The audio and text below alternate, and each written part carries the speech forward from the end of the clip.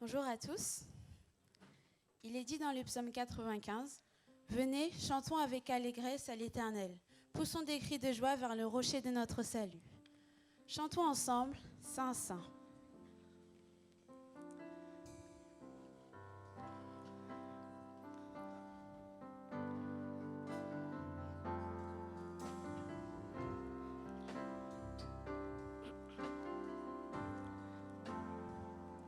Ensemble. J'élèverai ma voix pour l'adorer, car il est saint, saint, saint, saint.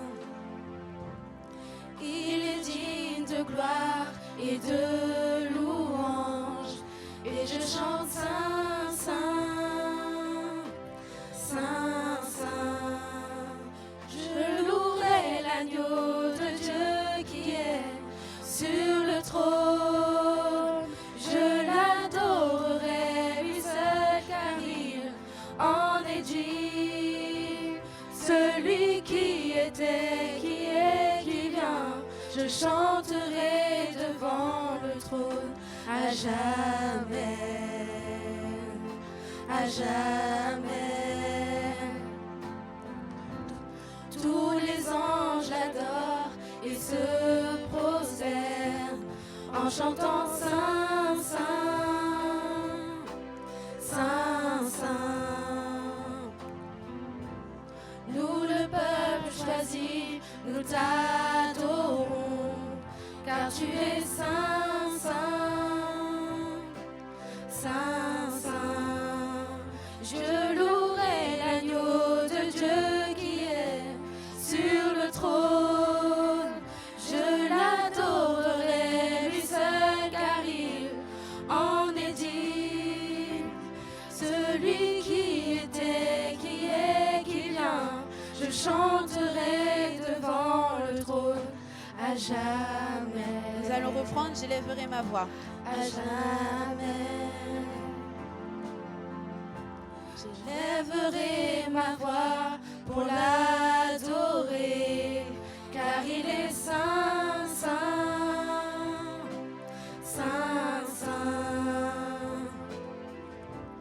Il est digne de gloire et de louange, et je chante saint, saint, saint, saint.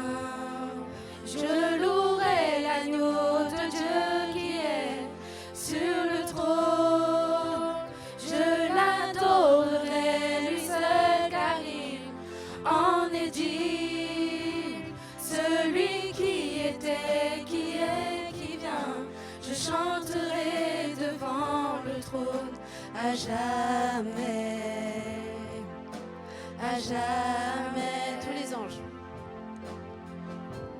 Tous les anges l'adorent et se prosternent en chantant Saint, Saint, Saint, Saint.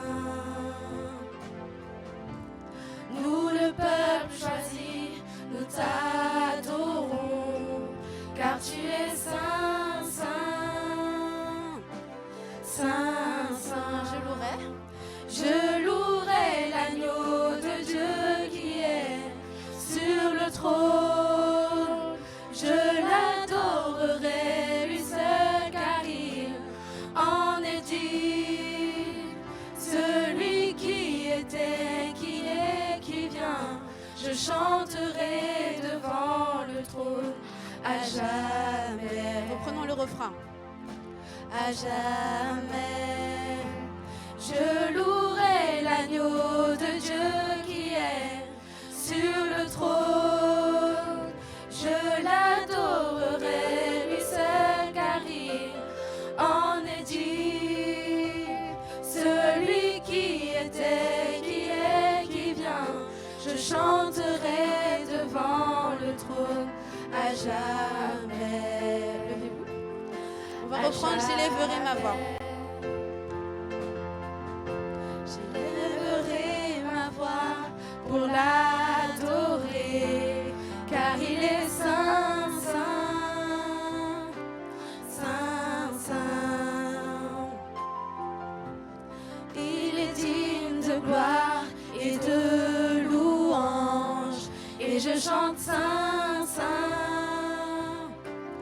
saint, saint.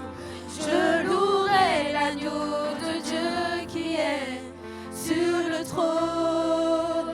Je l'adorerai lui seul car il en est digne. Celui qui était, qui est, qui vient, je chanterai devant le trône à jamais, à jamais.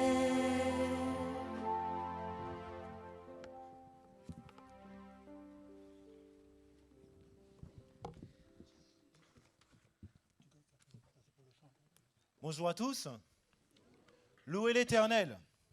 Mon âme loue l'Éternel. Je louerai l'Éternel tant que je vivrai.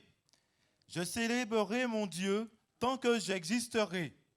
Heureux celui qui a pour secours le Dieu de Jacob, qui met son espoir en l'Éternel son Dieu. Il fait les cieux et la terre, la mer et tout ce qui s'y trouve. Il garde la fidélité à toujours. Il fait droit aux opprimés. Il donne du pain aux affamés. L'Éternel délivre les captifs. L'Éternel ouvre les yeux des aveugles. L'Éternel redresse ceux qui sont courbés. L'Éternel aime les justes. L'Éternel protège les étrangers. Il soutient l'orphelin et la veuve, mais il renverse la voix des méchants.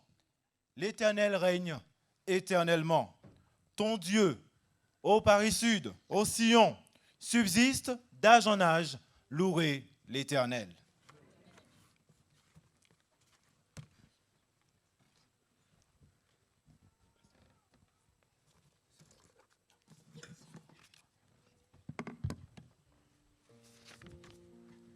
Rendons gloire à l'Éternel. Chantons ensemble. Gloire, gloire, gloire à l'agneau.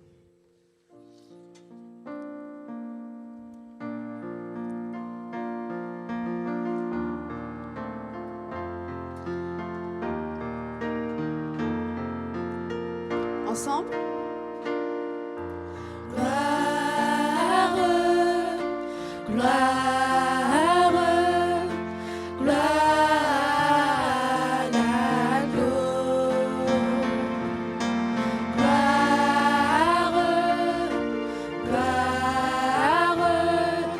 gloire à l'agneau, car il est glorieux et digne de régner. L'agneau est souverain. Nous élevons la voix pour l'adorer.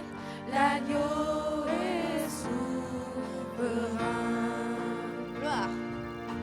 Gloire, gloire, gloire à l'agneau. Gloire, gloire, gloire à l'agneau.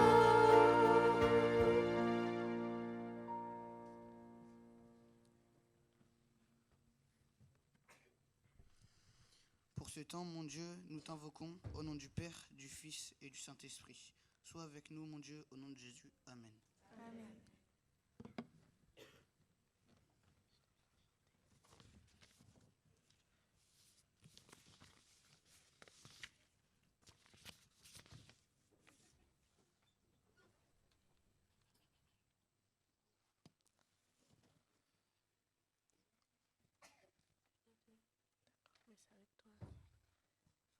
Alors, les exclos vont me présenter la bienvenue. Oui, vous pouvez vous asseoir. Tu fasses avec nous aussi.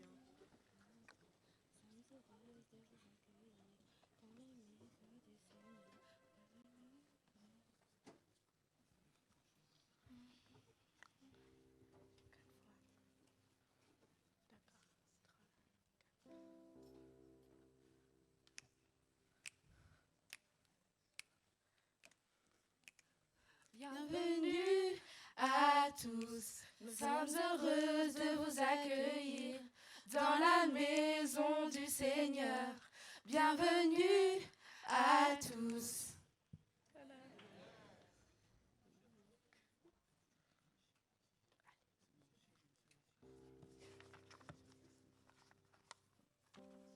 Pour ce temps de repentance, je vous invite à chanter avec moi « Renouvelle en moi un cœur pur ».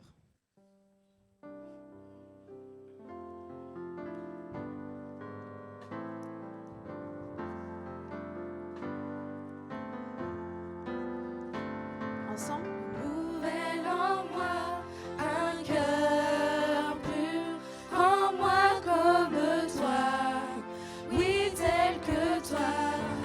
Renouvelle en moi un cœur pur, je me confie en toi. renouvelle en moi. Renouvelle en moi un cœur pur, en moi comme toi, oui tel que toi.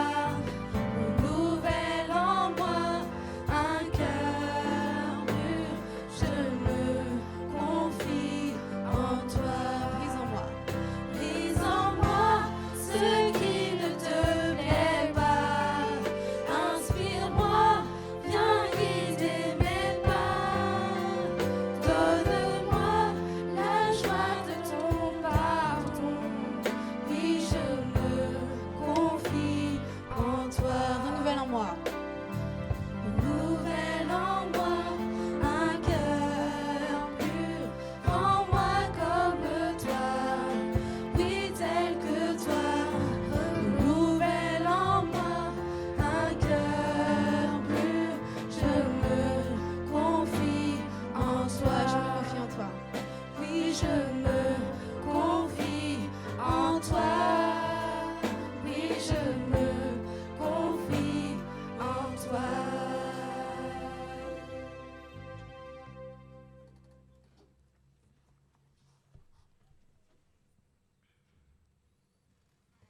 Pour ce temps de repentance, j'aimerais lire avec vous au chapitre 28, la page 105 de Message à la jeunesse. Comment devenir fort? Le Christ a pourvu à tout ce qui est nécessaire pour que nous soyons forts. Il nous a donné le Saint-Esprit, dont la mission est de nous rappeler toutes les promesses du Christ, pour que l'assurance du pardon nous fasse jouir d'une douce paix. Si seulement nous voulons tenir nos yeux fixés sur le Sauveur, nous fiant à sa puissance, nous jouirons d'un sentiment de parfaite sécurité, car la justice du Christ deviendra notre justice. C'est le déshonorer que de parler de notre impuissance. Au lieu de regarder à nous-mêmes, contemplons sans cesse Jésus. Devenons toujours plus semblables à lui, toujours plus capables de parler de lui, toujours plus aptes à bénéficier de ses bontés et de ses secours, et à recevoir les bénédictions qu'il offre. En vivant ainsi, en communion avec lui, nous devenons forts de sa force, une source de secours et de bienfaits pour ceux qui nous entourent. Si nous voulions faire ce que le Seigneur désire, nos cœurs deviendraient semblables à des harpes sacrées dont toutes les cordes exprimeraient la louange et la gratitude envers un Rédempteur suscité par Dieu pour enlever le péché du monde. Prosternons-nous pour la prière et que ces paroles résonnent dans notre cœur, car non seulement pour vous les jeunes, comme pour nous adultes, nous devons garder cette assurance que nous pouvons devenir et nous sommes forts si nous donnons à Dieu la priorité dans nos cœurs. Prosternons-nous pour la prière.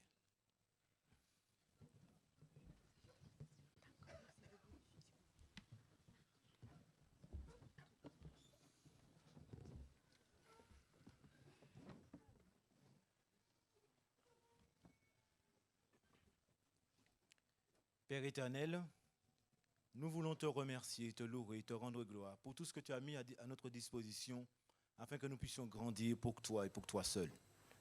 Père, tu nous as toujours donné cette assurance en Jésus-Christ que nos péchés sont pardonnés. Mais si nous repentons de tous nos péchés, si nous avouons nos péchés devant toi, et c'est pourquoi tu nous dis que tu veux nous rendre forts, mais non seulement cela, tu nous as donné tout ce qu'il faut, tous les ingrédients, afin que nous soyons forts en toi et pour toi. C'est pour cela, ô bon Père, je me présente devant toi, pour te dire de me pardonner pour tous mes péchés, mes actions mal que j'ai pu faire contre toi jusqu'à maintenant. Je voudrais, par le sang précieux de ton Fils Jésus-Christ, non seulement me présenter devant toi, mais présenter ton peuple. Présenter chaque enfant, chaque jeune. Nous sommes en ce mois de la jeunesse, que tu puisses les entourer de ton Esprit Saint, ô bon Père, car ils veulent devenir forts. Peut-être qu'ils se trompent comme moi-même de nos propres forces, mais Père, tu nous demandes de nous appuyer sur toi et que tu sois la source de nos vies, la source de notre force, la source de notre vision, la source de tout, ô bon Père, car tu as tout donné. Nous voulons en cet instant te dire que nous voulons t'obéir, car tu as mis des promesses dans ta parole, mais si seulement nous sommes obéissants à ta parole. Tes vœux se réalisent dans nos vies si nous sommes encore une fois humbles devant toi et toujours obéissants à ta parole. Que toute gloire te revienne, ô bon Père, que ton nom seul soit élevé et glorifié dans nos vies. Tu connais le cœur de chacun ici. Je te les présente. Si toutefois il y a des soucis, des douleurs, des péchés qui traînent, Père, que ton Esprit Saint puisse inspirer chacun, afin qu'ils puissent avouer leurs fautes. T'avouer leurs fautes pour qu'eux-mêmes puissent repartir d'un nouveau pas avec toi. Ton Église, par moments, on se dit qu'elle souffre, mais Père, tu dis toujours que dans ta parole, que la Odyssée pense qu'elle est riche. Et tu nous rappelles qu'il faut revenir vers toi et reconnaître que nous sommes nus.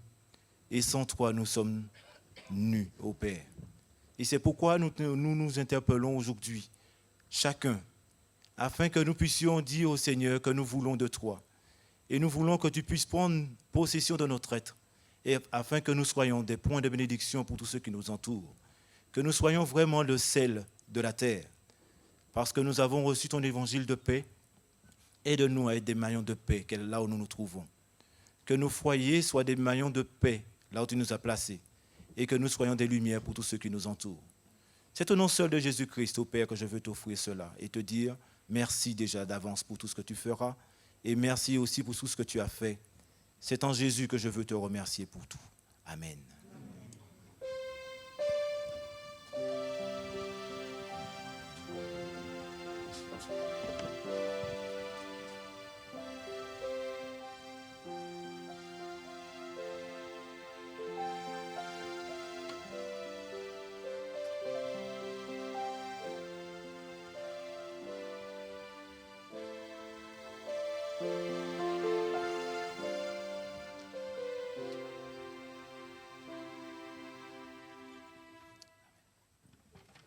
Merci.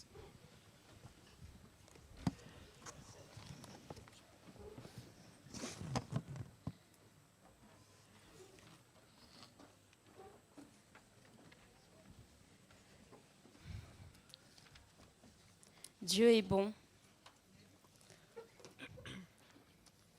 Dieu est bon.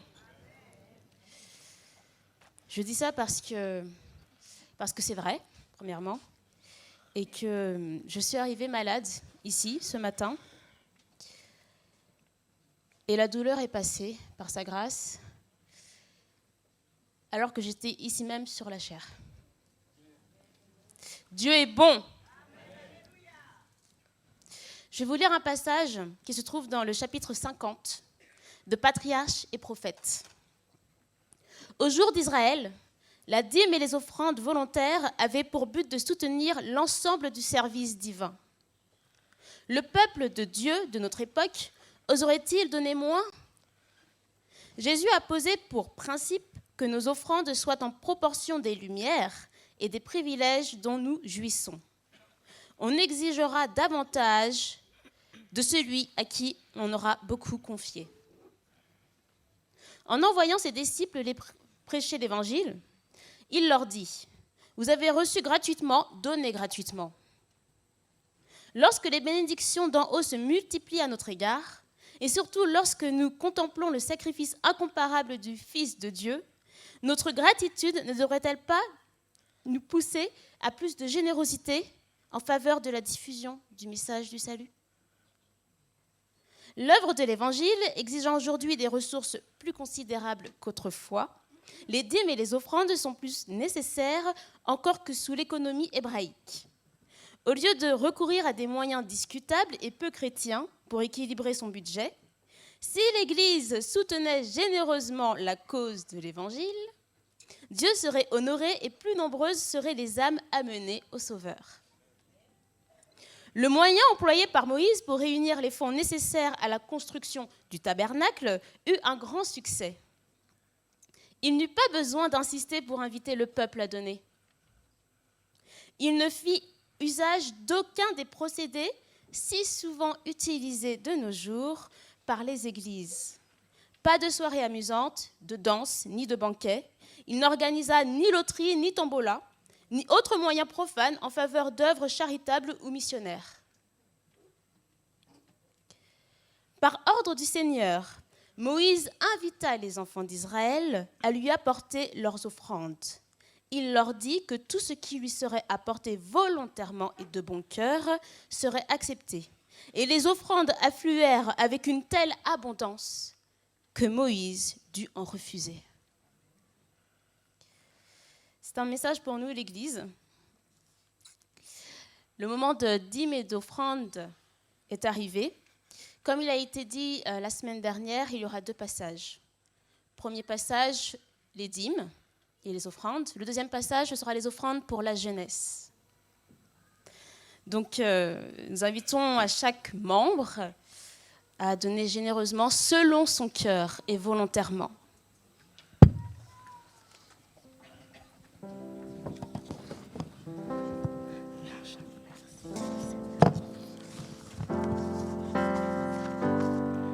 Et pour ces ramassages, nous chanterons « Merci Seigneur ».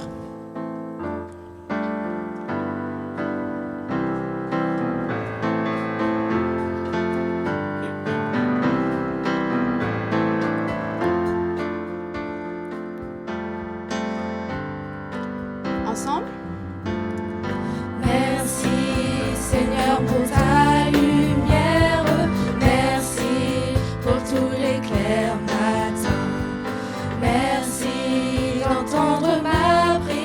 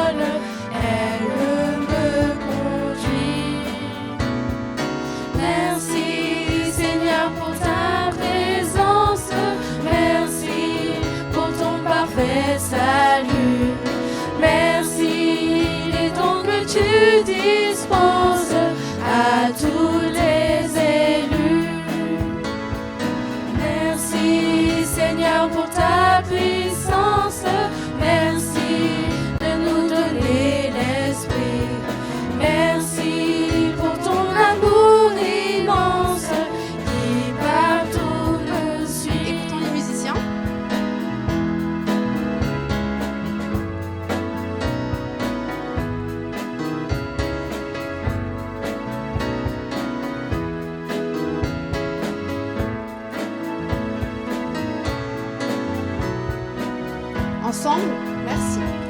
Merci Seigneur pour ta lumière, merci pour tous les clairs matins, merci d'entendre ma prière, d'être mon soutien. Merci Seigneur pour tous mes frères, merci de les avoir donnés. Merci, car si l'amour s'altère, tu veux pardonner. Merci Seigneur pour toute joie, merci pour mes divers travaux. Merci, car sans soudain je pleure, tu prends mes fardeaux. Merci Seigneur pour la vieillesse, merci pour les petits enfants, merci pour toutes les promesses, pour tes soins constants. À l'Assemblée,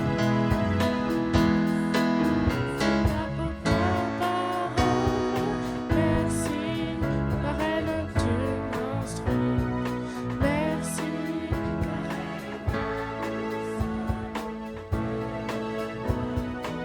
ensemble. merci Seigneur pour ta présence, merci pour ton parfait salut. Merci des dons que tu dispenses à tous tes élus. Merci Seigneur pour ta puissance, merci de nous donner l'esprit. Merci pour ton amour immense qui partout nous suit. Merci Seigneur pour ta lumière, merci pour tous les clairs matins, merci d'entendre ma prière, d'être mon soutien. Merci Seigneur pour tous mes frères, merci de les avoir donnés. Merci, car si l'amour s'altère, tu veux pardonner. Merci. Merci Seigneur pour toute joie, merci pour mes divers travaux. Merci, car quand soudain je pleure, tu prends mes fardeaux.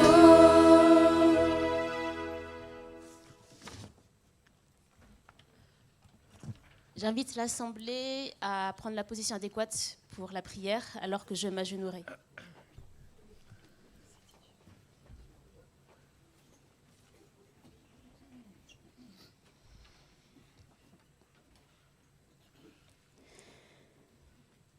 Seigneur, de 3 fois saint, tout d'abord, nous te remercions pour les bénédictions que tu nous accordes. Nous te remercions pour ce souffle de vie également que tu nous donnes. Nous te prions, nous voulons remettre dîmes et offrandes entre tes mains, afin que, par ta grâce et par le Saint-Esprit, tout soit utilisé pour ta gloire, Seigneur. Merci de veiller dessus et merci de les contrôler. Au nom de Jésus-Christ, ton Fils, nous t'avons prié pour ta gloire seule. Amen.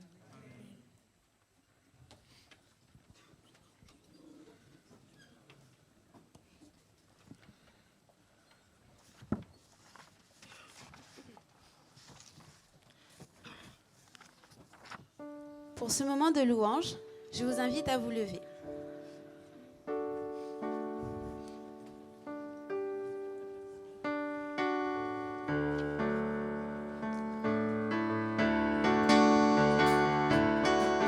Chantons ensemble, venez le célébrer.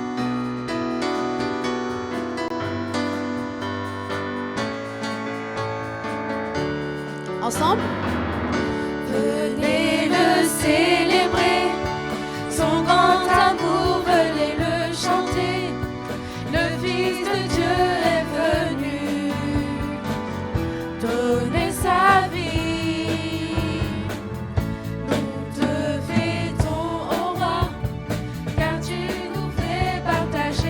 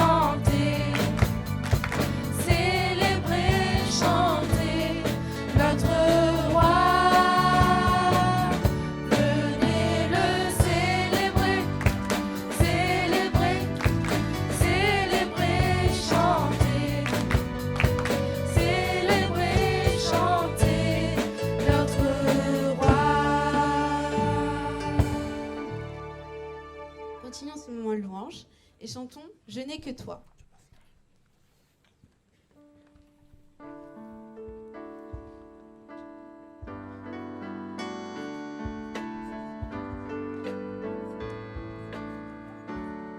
Ensemble. Je n'ai que toi dans le ciel. Je ne désire rien d'autre que toi sur la terre. Si je suis faible, et même si je tombe, Dieu est le soutien de mon cœur. Dieu, tu es. Dieu, tu es le soutien de mon cœur. Mon héritage et mon plus grand bien. Oh oui, Dieu, tu es le soutien de mon cœur. Près de toi, je me sens bien. Quand mon cœur. Quand mon cœur était plein d'amertume, je perdais la raison et je n'y voyais plus rien. Mais Dieu s'approcha pour me saisir la main. Je hais le soutien de mon cœur. Dieu, tu es le soutien de mon cœur. Mon héritage et mon plus grand bien. Oh oui, Dieu, tu es le soutien de mon cœur. Près de toi, je Le refrain. me sens. Dieu, tu es le soutien de mon cœur. Dieu, tu es le soutien de mon cœur. Mon héritage et mon plus grand bien. Oh oui, Dieu, tu es le soutien de mon cœur. Près de toi, je me sens bien. Près de toi. Près de toi, je me sens bien. Près de toi, je me sens bien. Et pour finir ce moment de louange, chantons notre chantème du mois, fixé sur toi.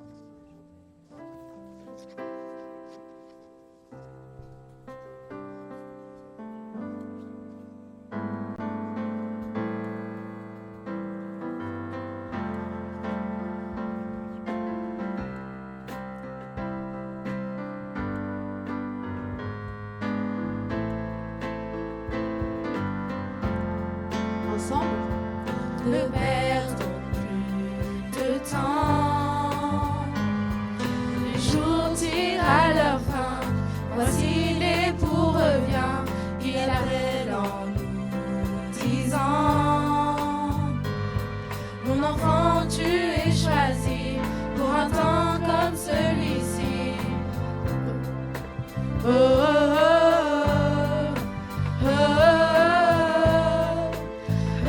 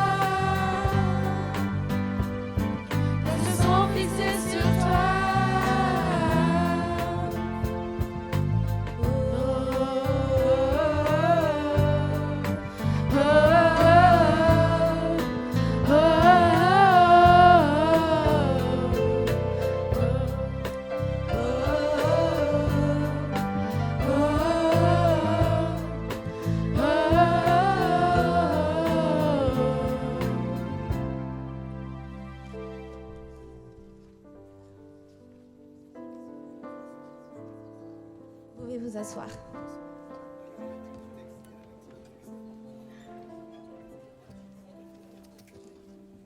Vous descendez.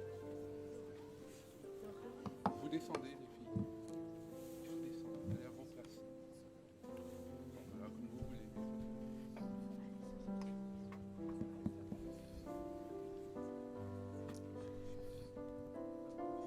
Ce sera le moment des histoires pour les enfants.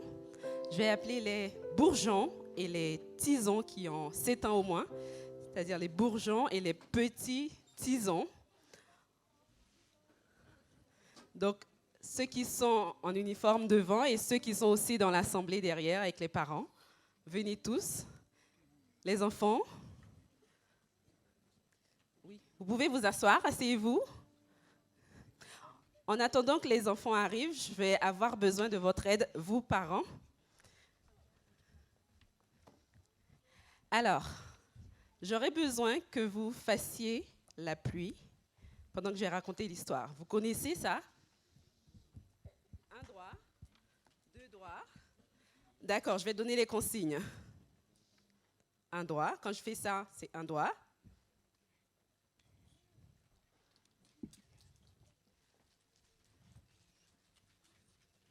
La pluie n'est pas assez forte. Tout le monde ne fait pas la même chose.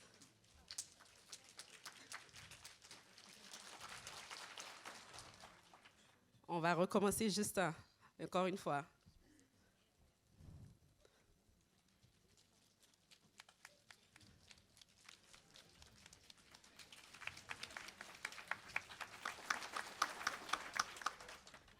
D'accord.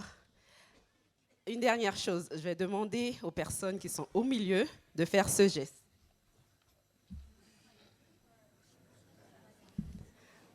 Comme si vous vous noyez, vous avez compris déjà alors?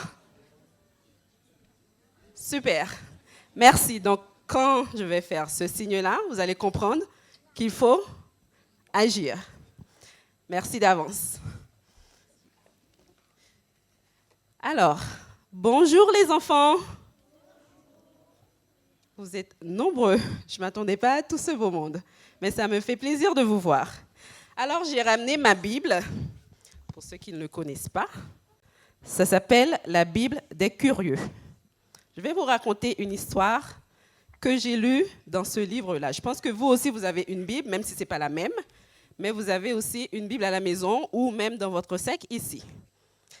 Alors, avant de vous raconter cette histoire, je vais vous parler d'un petit garçon qui s'appelle Eric.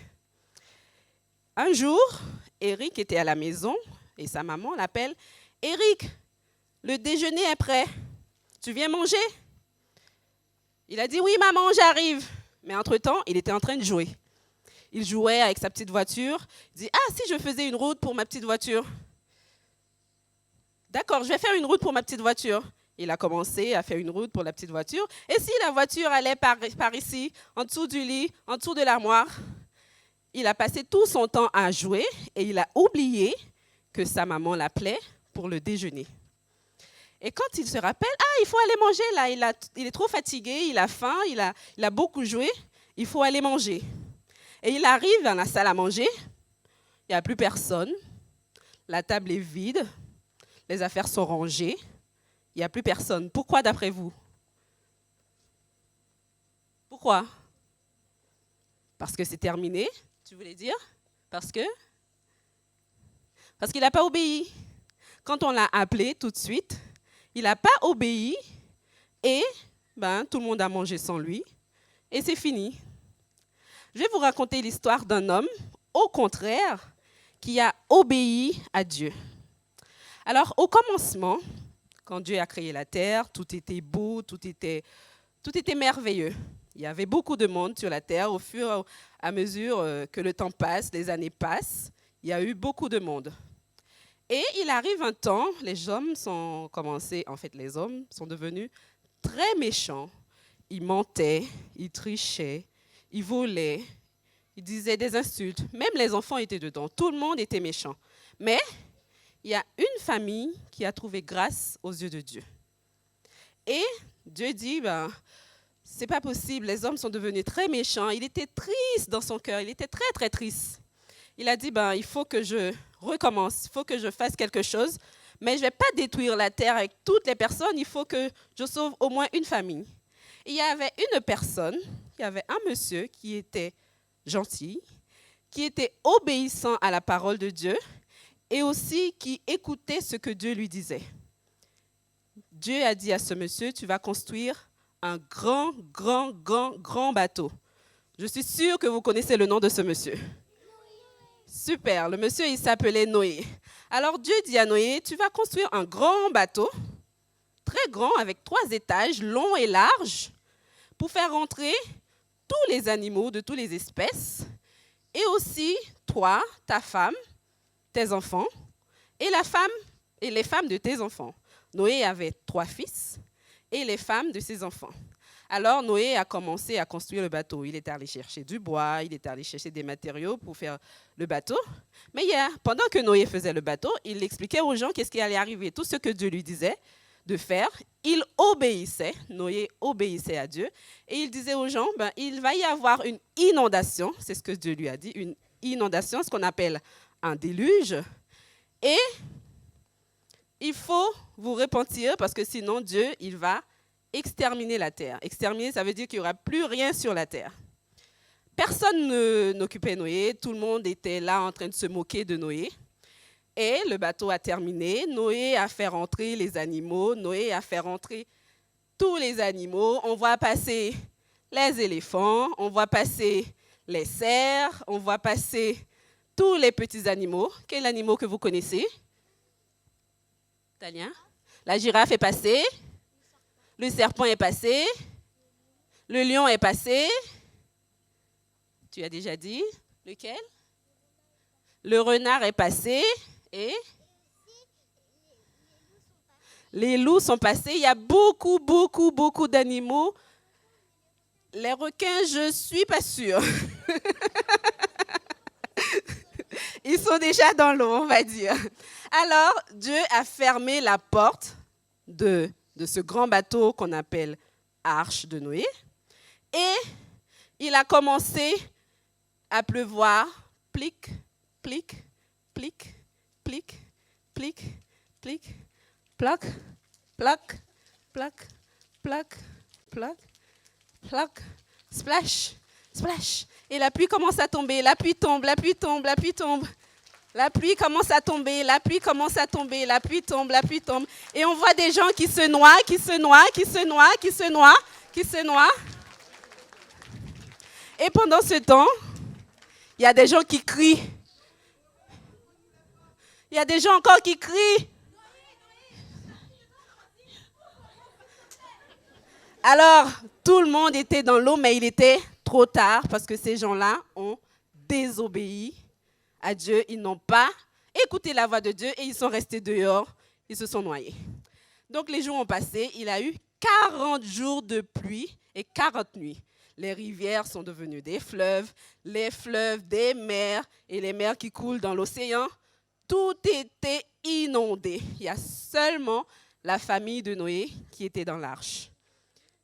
Avec les animaux, justement, tout à fait. Dieu avait tout prévu pour que Noé puisse garder les animaux, les donner à manger. Voilà. Donc, après tout ce temps, il y a beaucoup de jours qui se sont passés, des mois, la pluie a cessé, la terre a séché, et Dieu a demandé à Noé d'ouvrir la porte, d'ouvrir déjà une petite fenêtre, de laisser partir un oiseau, c'était lequel?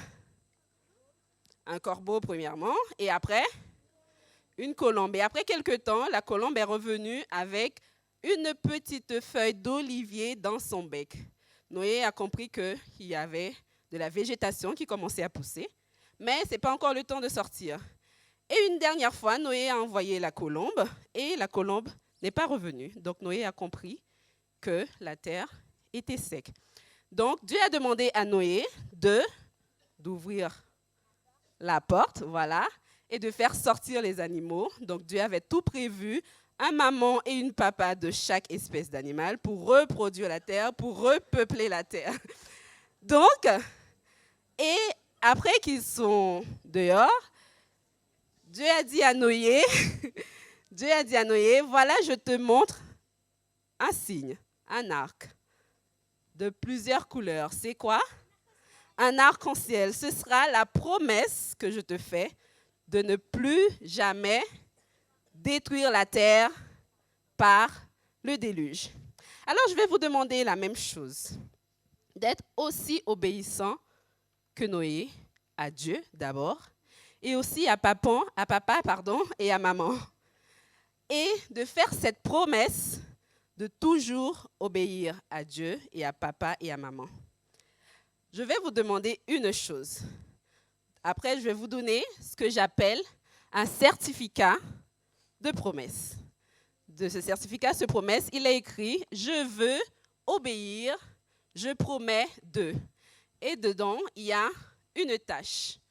Ça peut être faire le lit, quand maman demande de faire le lit, ranger ses jouets, quand maman ou papa demande d'arranger ses jouets. Donc, je vais donner à tout le monde, il y en aura assez, j'espère, pour ce certificat de promesse, pour que nous puissions tous, comme Noé, obéir à Dieu et à maman et à papa. Mais avant, j'aimerais que nous puissions prier. Est-ce que quelqu'un veut bien prier pour être des enfants obéissants? Donc, on va dire une seule prière parce qu'on n'a pas beaucoup de temps. Est-ce que je peux la prendre?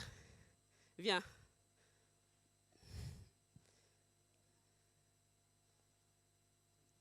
Donc, tu peux passer par là.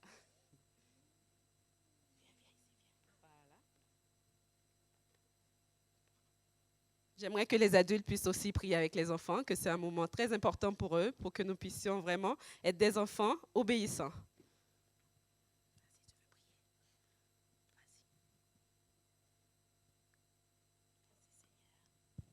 Merci Seigneur pour la journée. Donne-nous d'avoir des enfants obéissants. Au nom de Jésus. Amen. Donc, je vais distribuer les certificats de promesse. On en a 19. Les animatrices sont préparées pour vous. J'espère que tout le monde en aura un. Si jamais il manque, je vais vous les rendre tout à l'heure.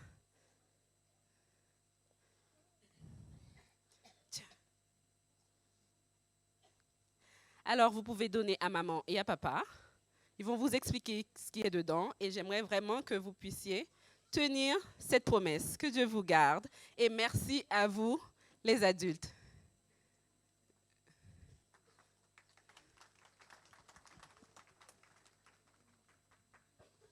Vous pouvez retourner à votre place.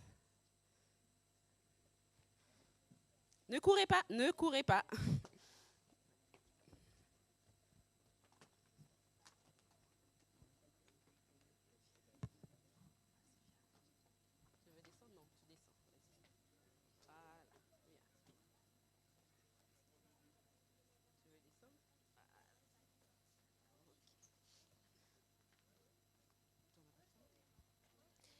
J'invite l'Assemblée à se tenir debout pour la lecture de la parole.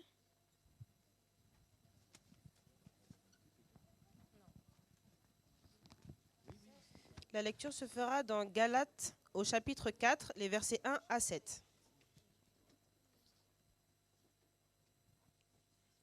Or, aussi longtemps que l'héritier est enfant, je dis qu'il ne diffère en rien d'un esclave, quoiqu'il soit le maître de tout. Mais il est sous des tuteurs et des administrateurs jusqu'au temps marqué par le Père. Nous aussi, de la même manière, lorsque nous étions enfants, nous étions sous l'esclavage des rudiments du monde. Mais lorsque les temps ont été accomplis, Dieu a envoyé son Fils, né d'une femme, né sous la loi, afin qu'il rachetât ceux qui étaient sous la loi, afin que nous reçussions l'adoption.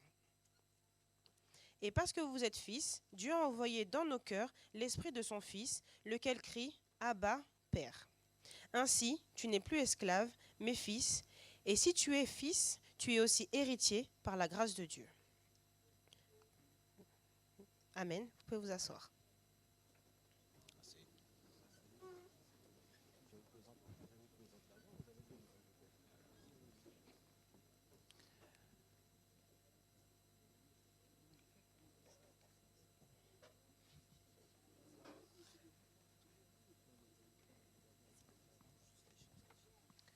Aujourd'hui, c'est les Explos qui nous accueillent pour le temps de parole.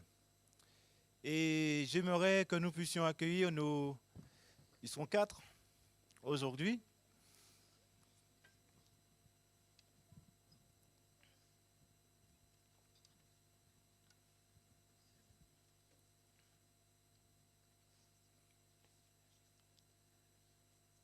On peut continuer. Nous avons ici Carla. C'est bien ça. Léana.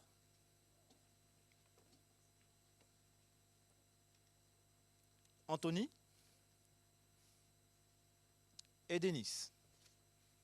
Donc je vous prie de les écouter attentivement et de participer avec eux à travers ce temps de parole, et que Dieu les garde et les bénisse, et que l'Esprit Saint vous conduise, non seulement vous aussi, mais eux aussi dans ce temps de parole.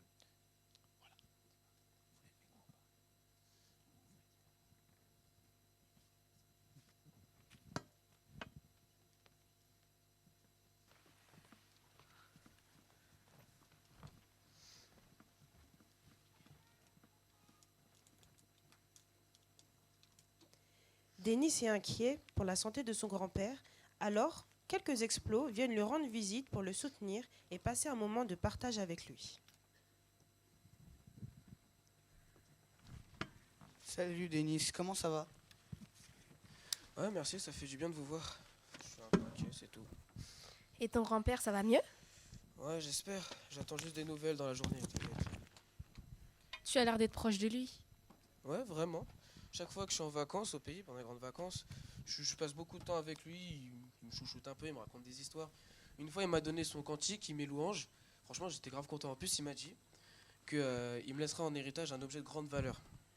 Ah ouais, ça c'est cool. Cool, tu trouves ça cool? Les informations de nos jours nous ont prouvé que l'héritage peut parfois être une source de conflit entre certaines familles. Mais vous savez que la Bible dit que les chrétiens sont des héritiers? Ah bon? C'est quoi exactement un héritier?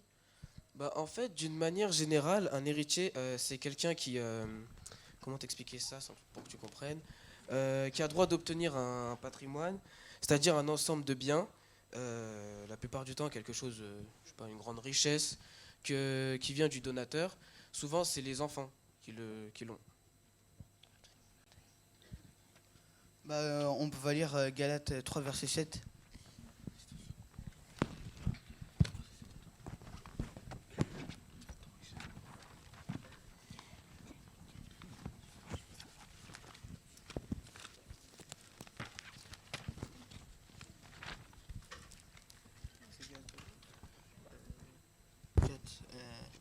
Verset 3, 7.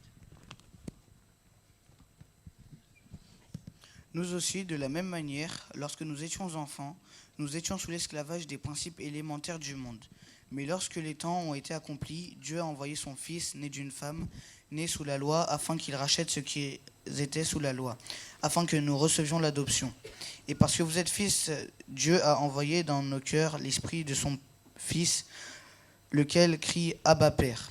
Ainsi, tu n'es plus esclave, mais fils, et si tu es fils, tu es aussi héritier par la grâce de Dieu. Eh bien, moi, je n'ai pas de grand-père de qui hériter quelques biens matériels, mais je suis une héritière, et c'est ce texte qui nous le montre. Il nous montre également que si j'accepte l'adoption, si je change de statut, je peux être une fille de Dieu à part entière et être une héritière. C'est super ça. Bah, comme nous sommes tous des créatures de Dieu, alors nous sommes aussi tous ses enfants et tous ses héritiers, non? Non, Anthony, je vais te le démontrer. Lisons tous ce que la Bible nous dit dans Jean 1, versets 12 à 13.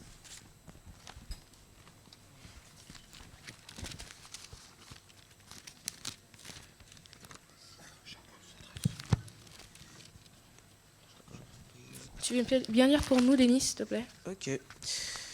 Mais à tous ceux qui l'ont reçu, à ceux qui croient en son nom, elle a donné le pouvoir de devenir enfants de Dieu, lesquels sont nés non du sang, ni de la volonté de la chair, ni de la volonté de l'homme, mais de Dieu.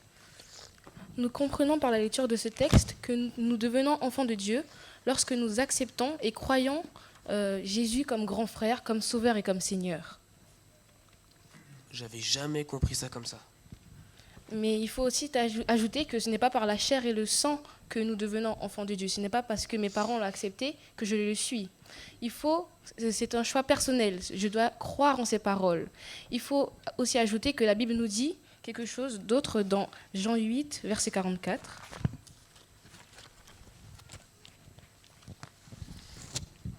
Liana, tu veux bien lire, s'il te plaît?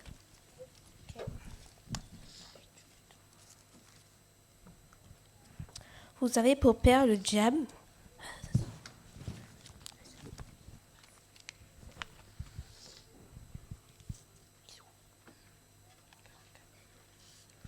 Vous avez pour père le diable et vous voulez accomplir les désirs de votre père. Il a été meurtrier dès le commencement et il ne se tient pas dans la vérité parce qu'il n'y a pas de vérité en lui. Lorsqu'il profère le mensonge, il parle de son propre fond, car il est menteur et le père du mensonge. Autrement, nous ne sommes pas enfants de Dieu lorsque nous n'acceptons pas Dieu comme Père céleste. Si nous ne prenons pas position, nous ne choisissons pas Dieu, nous ne pouvons pas être enfants de Dieu. Le texte nous dit également que ceux qui ne choisissent pas Dieu ont pour père inévitablement et naturellement le diable. Cependant, il faut ajouter que les petits-enfants qui ne sont pas aptes à prendre position, à choisir, subissent le sort de leurs parents. C'est pourquoi, dans Marc 10, verset 14, les parents sont invités à présenter leurs enfants au Seigneur et Jésus les recevra. On pourrait revenir à l'héritage, s'il vous plaît, parce que c'est surtout ça qui m'intéresse. En fait, tu ne peux pas t'intéresser à l'héritage si tu n'es pas fils ou fille de Dieu. Il faut d'abord savoir en quoi cela consiste d'être appelé enfant de Dieu. Ça m'étonnerait, t'en es sûr?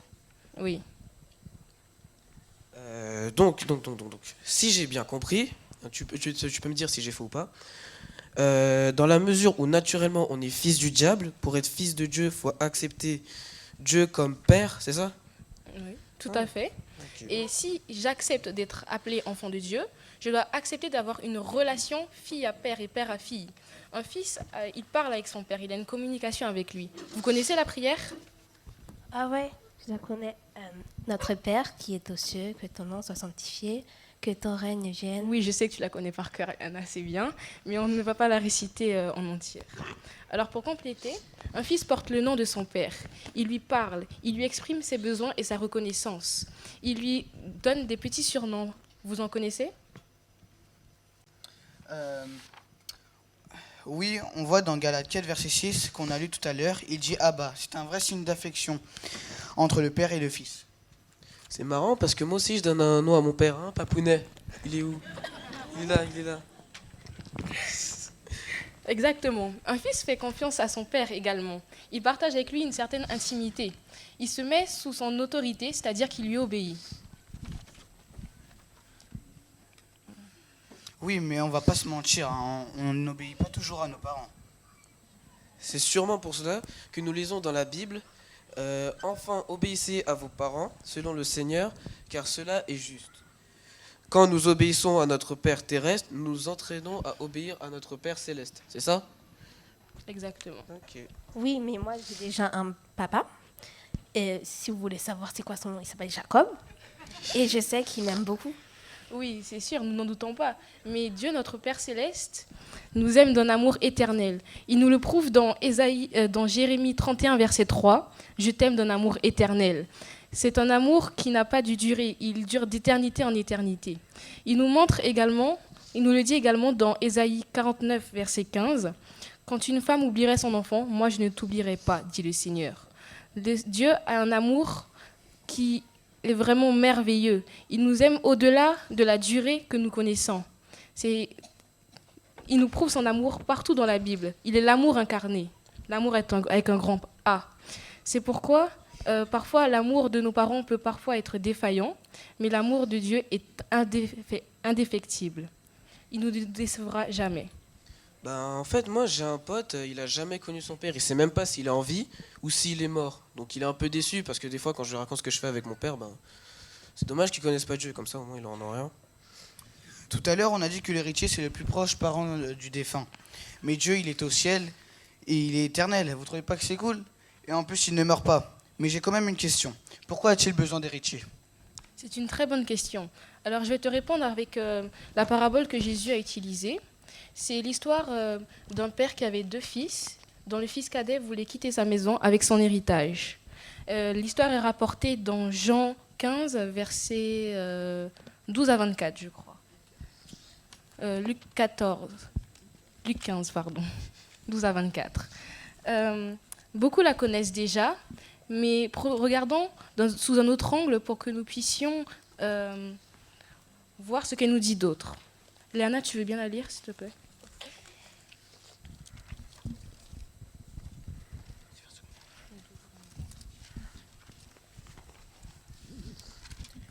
Le plus jeune dit à son père, « Mon père, donne-moi la part de bien qui doit me revenir. » Et le père leur partagea son bien.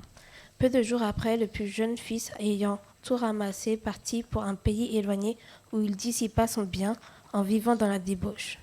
Lorsqu'il eut tout dépensé, une grande famine survint dans le pays et il commença à se trouver dans le besoin. Il alla se mettre au service d'un des habitants du pays qu'il envoya dans ses champs garder les porceaux.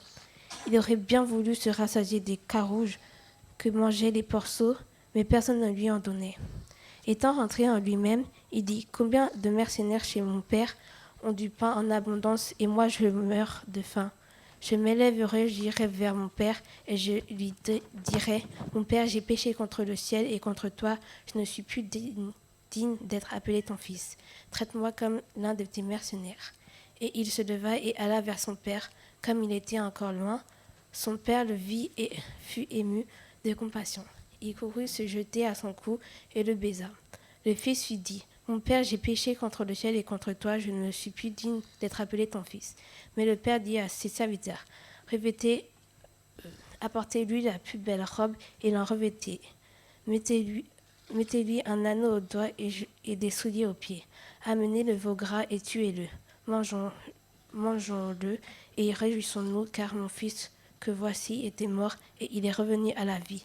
Il était perdu et il est retrouvé. » Et il commençait à se réjouir. Alors, dans cette histoire, nous voyons que le fils cadet voulait récupérer sa part d'argent et quitter le domicile familial. Sauf que l'héritage ne consistait pas en argent. Il consistait en jardin potager, en champs, en bétail et même en serviteurs. Donc le père a dû convertir tout cela en argent et le lui donner pour qu'il puisse quitter le domicile familial. À la fin, le père dit, quand le fils a quitté la maison, qu'il était mort.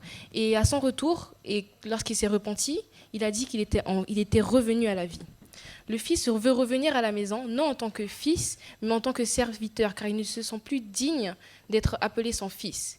Malgré cela, le père, lui, ne veut pas l'accepter en tant que serviteur, mais en tant que fils, car il l'aime.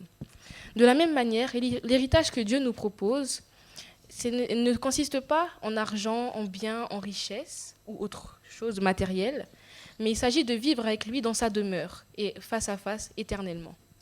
En fait, on comprend souvent mal les choses. C'est peut-être pour cela qu'on a du mal à accepter ce que Dieu nous propose. L'héritage que Dieu nous propose ne se possède pas, il se vit. L'héritage, c'est de vivre avec Dieu et de jouir de sa joie avec lui. C'est là la spécificité et la beauté de l'Évangile. C'est d'être avec le Père et de vivre avec lui éternellement. Jean 8, verset 35 nous dit « L'esclave ne demeure pas toujours dans la maison, mais le Fils y demeure toujours. » Nous voyons là l'amour que le Père porte pour son Fils. Et c'est l'amour que Dieu nous porte à nous. L'héritage, c'est également de vivre avec lui éternellement. Dans un endroit où il n'y aura ni pleurs, ni cris, ni douleurs, ni mal, ni mensonge. Car le père du mensonge, qui est le diable, et sa famille de falsificateurs de la vérité de Dieu, ne seront plus et seront détruits. C'est vrai qu'il y a beaucoup trop de mal dans le monde. Pourquoi Dieu ne fait rien ? C'est le diable qui nous met ça dans la tête, qui nous fait croire aux gens que Dieu est le responsable du mal et qu'il ne faut donc pour cela ne pas l'adorer. Mais nous savons tous que cela est un mensonge. Et c'est par ce mensonge qui trompa nos premiers parents, Adam et Ève. Vu que nous savons cela, nous devons étudier la parole de Dieu et découvrir ce qu'elle nous dit.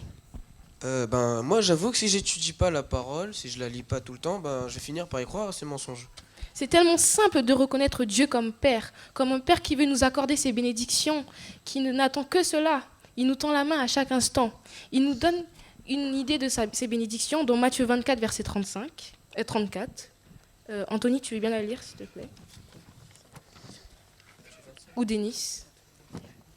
Matthieu 25, verset 34.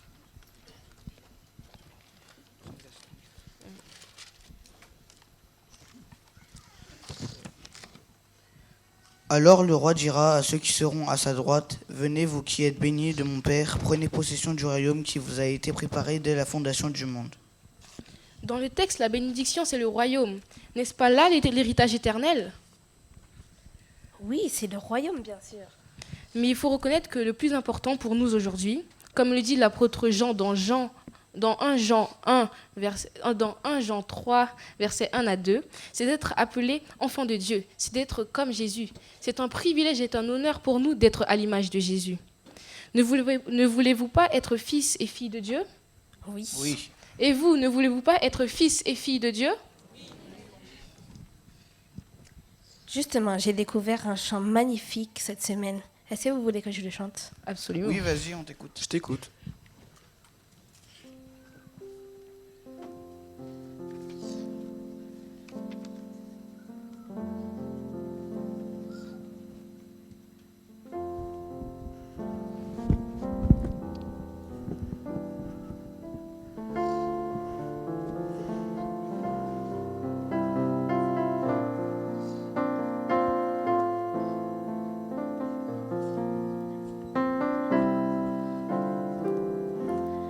Viens à moi, mon enfant.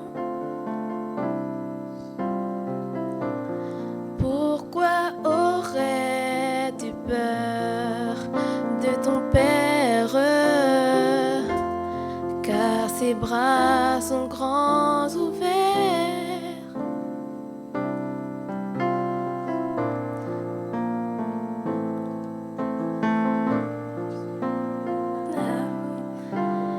Et il voit les larmes dans tes yeux.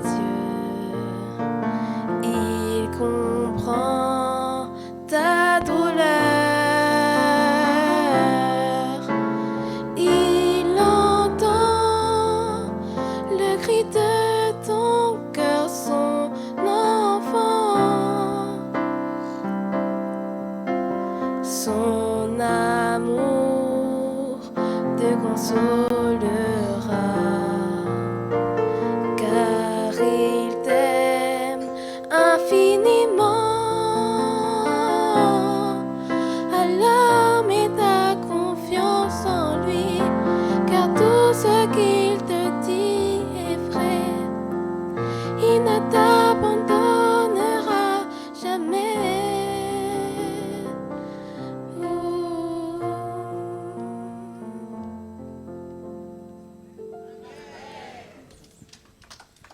C'est un très beau chant, Léana.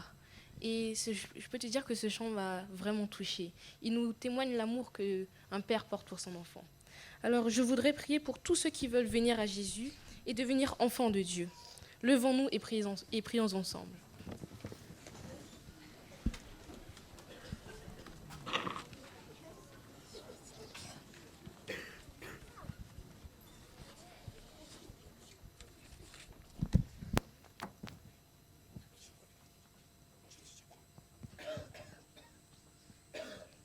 Seigneur Jésus, je te remercie pour le message d'aujourd'hui et je te demande de nous aider à comprendre l'honneur que tu nous fais, Seigneur. C'est un privilège pour nous d'être appelés tes enfants et de recevoir, par l'intermédiaire d'être appelés tes enfants, l'héritage éternel que tu nous donnes, de vivre avec toi éternellement et de jouir de ta joie, Seigneur. Merci pour tout cela et aide-nous à prendre position pour toi et à choisir ton camp, Seigneur, qui est pour nous le meilleur, car tu sais ce qui est bon pour nous et tu nous aimes d'un amour éternel qui ne s'éteindra jamais.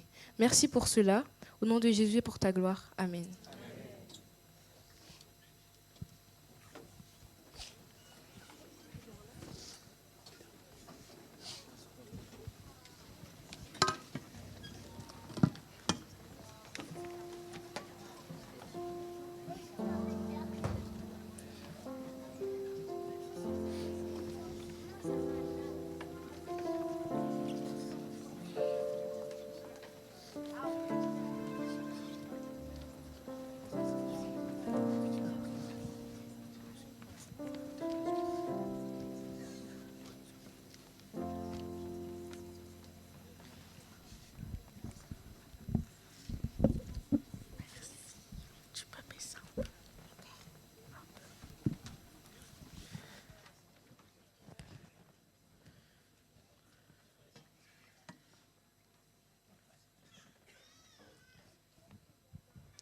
Chantons ensemble que la grâce et la paix du Seigneur.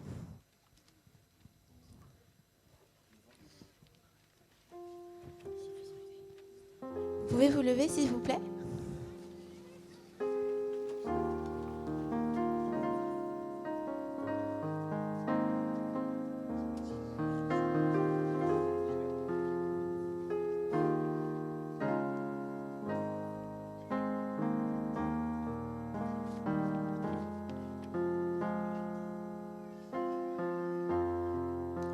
Ensemble.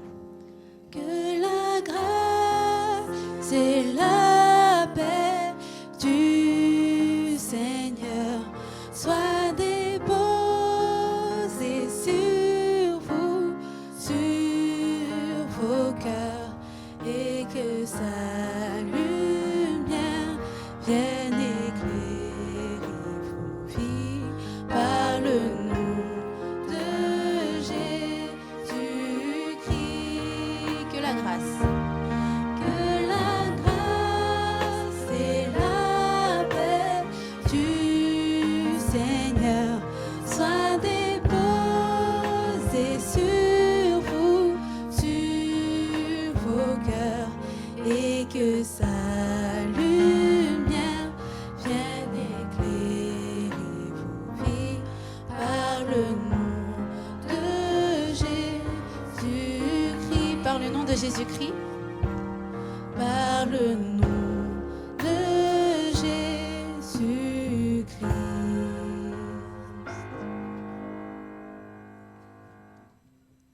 Recevons la bénédiction du Seigneur. Paris Sud, chers jeunes, chers enfants, chers adultes, confie-toi en l'Éternel. Il est ton secours, il est ton bouclier. Chaque maison, chaque famille, confie-toi en l'Éternel. Il est ton secours et ton bouclier. Vous qui craignez l'Éternel, confiez-vous en l'Éternel. Il est ton secours et ton bouclier. L'Éternel se souvient de nous. Il bénira. Il bénira la maison d'Israël. Il bénira chaque maison qui compose cette église. Il bénira ceux qui craignent l'Éternel, les petits et les grands. À vous et à vos enfants, soyez bénis par l'Éternel qui a fait les cieux et la terre. Que la paix de Dieu soit sur chacun d'entre nous. Amen.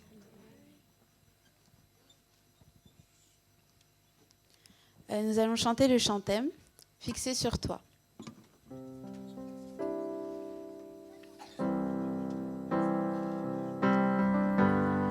Pendant la sortie.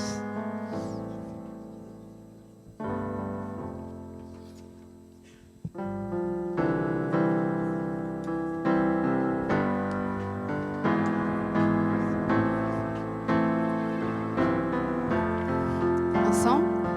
Ne perdons plus de temps. Les jours tirent à leur fin. Voici l'époux revient. Il appelle en nous disant: mon enfant, tu es choisi pour un temps comme celui-ci. Oh, oh, oh, oh, oh. Je choisis de te suivre, laissant tout derrière moi. Je porterai ma croix, et si je dois mourir, en toi j'aurai la vie. Ô Seigneur, voilà mon cri. Oh, oh, oh, oh,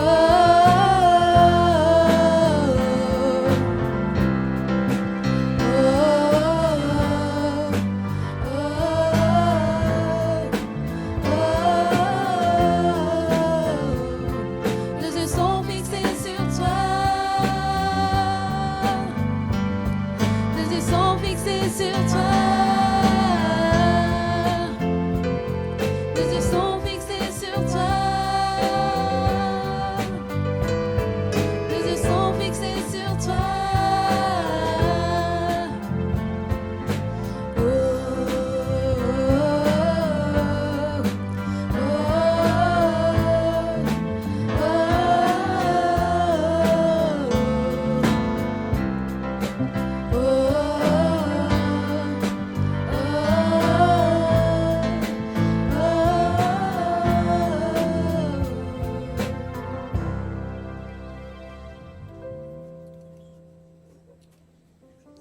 nous allons continuer à chanter pendant que vous sortez. Vous pouvez vous asseoir, bien sûr. Combien Dieu est grand.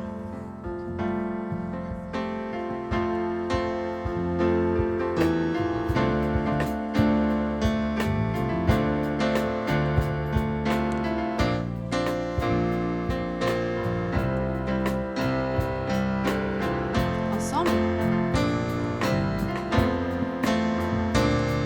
Le roi dans sa beauté,